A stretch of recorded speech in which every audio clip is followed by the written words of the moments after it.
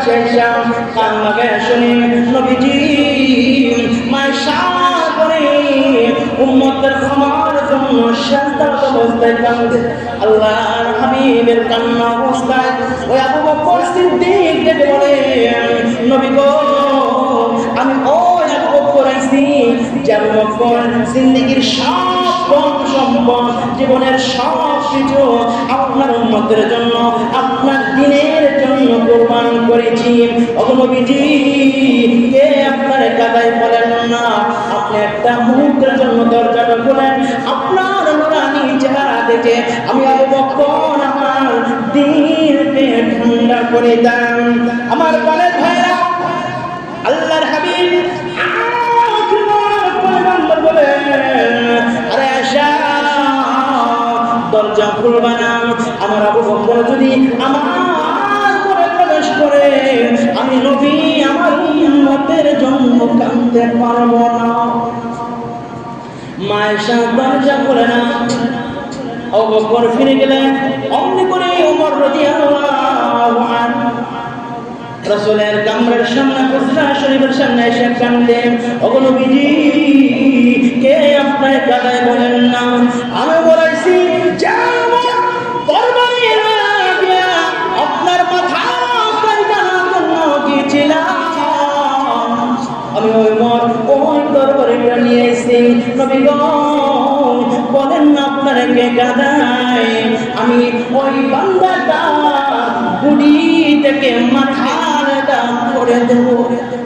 ইয়া রাসূলুল্লাহ আজলি উম্মতের জন্য কাঁদেন। ওগো পয়গম্বর আমি ওমরের সব ইবাদত আপনার উম্মতের জন্য বিলীন করে দিলাম। আল্লাহর হাবিব বলেন আয়েশা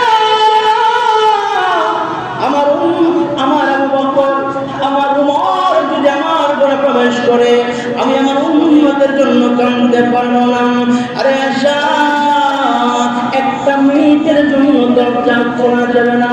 নবী কান্দি একের পর এক সাহাবায়ে কেরাম আয়েশার ঘরের সামনে দাঁড়ায় দাঁড়ায় কাঁদে কিন্তু আয়েশাকে রাসূল সাল্লাল্লাহু আলাইহি ওয়াসাল্লাম দরজা খোলার জন্য নিষেধ করে দিয়েছেন। অমনি করে হযরত আলী রাদিয়াল্লাহু আনহু চোখের পানিগুলো ফেলাইয়া দৌড় মাইরা ফাতেমার ঘরে গেলেন।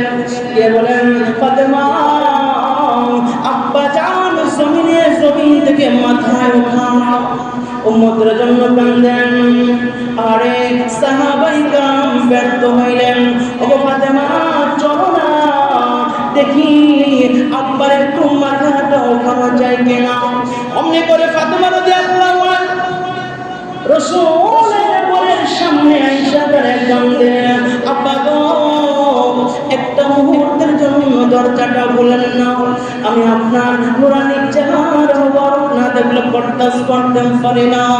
ও বাবা আপনি যদি আপনার উম্মতের জন্য কাঁদেন ও পয়গম্বর আমার জিন্দেগীর সব ইবাদত আপনার উম্মতের জন্য বিলীন করলাম। আল্লাহ বলেন আরে আয়েশা দরজা খুলবা না।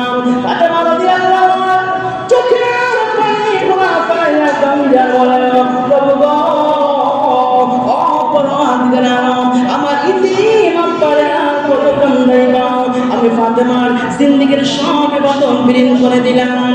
ও প্রভু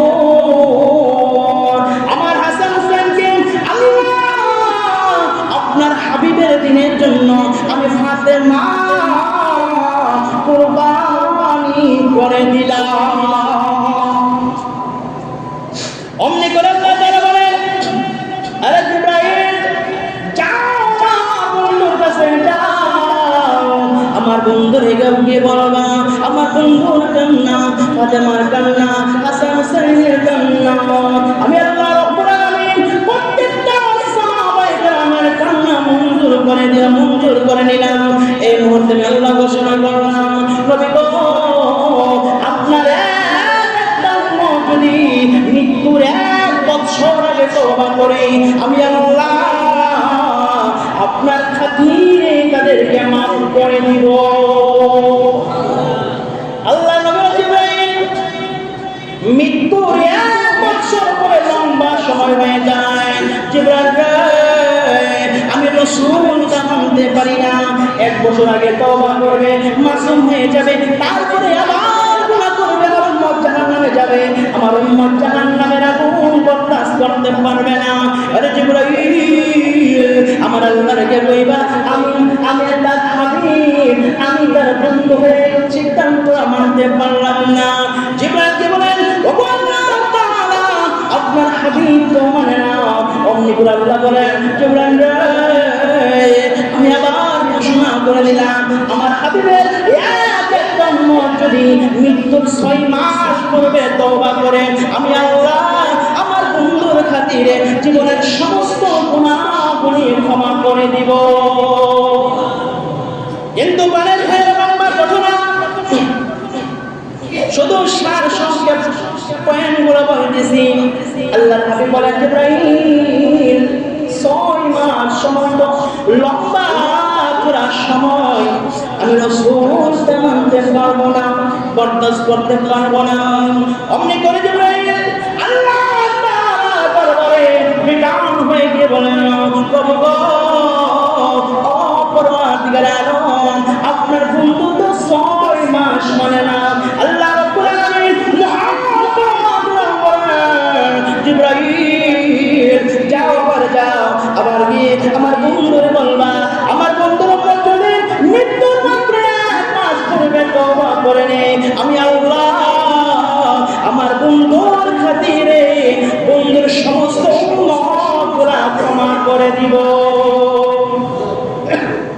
আমার প্রাণের ভাইরা, আল্লাহর হাবিব বলেন, জিবরাইল, 1 মাস অনেক লম্বা সময় মানতে পারলাম না। অমনি করে জিবরাইল আমার আল্লাহর দরবারে, আল্লাহ বলেন, আমার বন্ধুকে মানে না, আমার বন্ধুরে এই মুহূর্তে গিয়ে বলবা মাত্র 15 দিন।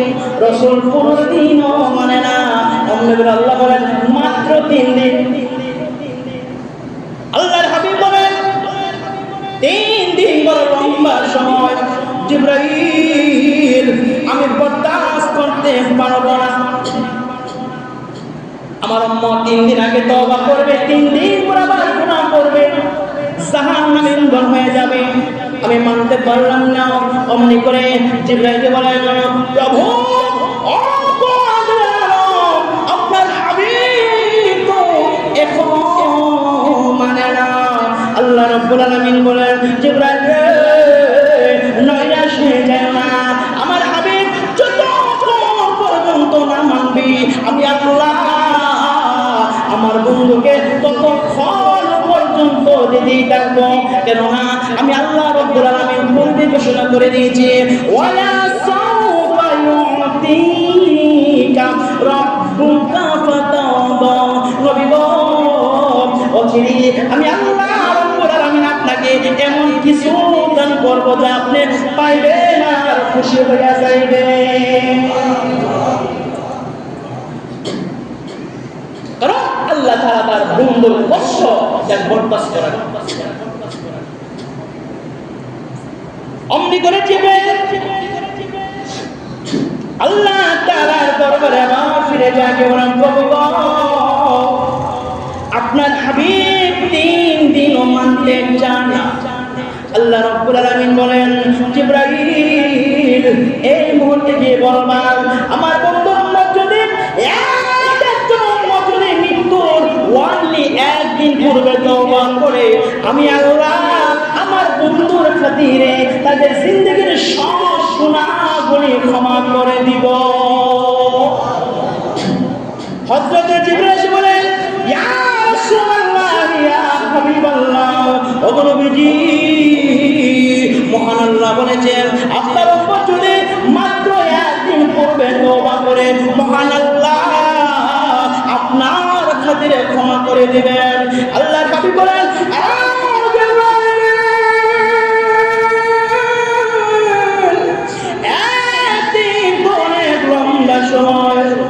আমি নবীটা মানতে পারবো না, অনেক লম্বা সময়, এটা আমি মানতে পারবো না। জিবরাইল নৈরাশ হয়ে মনক্ষুণ্ণ হয়ে আল্লাহর দরবারে চলে যায়। আল্লাহর দরবারে গিয়ে বলেন, আল্লাহ গো, আপনার হাবিব তো একদিনও মানে না। অমনি করে আল্লাহ তাআলা বলেন, ও জিবরাইল, এই মুহূর্তে গিয়ে বলবা আমার হাবিবের উম্মতের মৃত্যুর কয়েক ঘন্টা পূর্বে সাকরাত আরম্ভ হওয়ার পূর্বে, মওতের যন্ত্রণা আরম্ভ হওয়ার পূর্বে যদি আমার ওই বান্দাগুলা আমি আল্লাহর কাছে তওবা করে, ওগো মালিক আমি আর গুনাহ করব না, যা করেছি ভুল করেছি। আল্লাহ রাব্বুল আলামিন বলেন, ইয়া জিবরাইল আমার বন্ধুরে গিয়ে বলবা মৃত্যুর কয়েক মিনিট পূর্বে যদি আমার বন্ধুর উম্মত ক্ষমা চায়, আমি আল্লাহ তাআলা আমার বন্ধুর খাতিরে ক্ষমা করে দিব। আল্লাহ তাআলা আয়াত নাযিল করলেন, মান তাবা ওয়া আমানা ওয়া আমিলা আমালান সালিহা ফাউলাইকা ইউবাদদিলুল্লাহু সাইয়্যাতিহিম হাসানাত।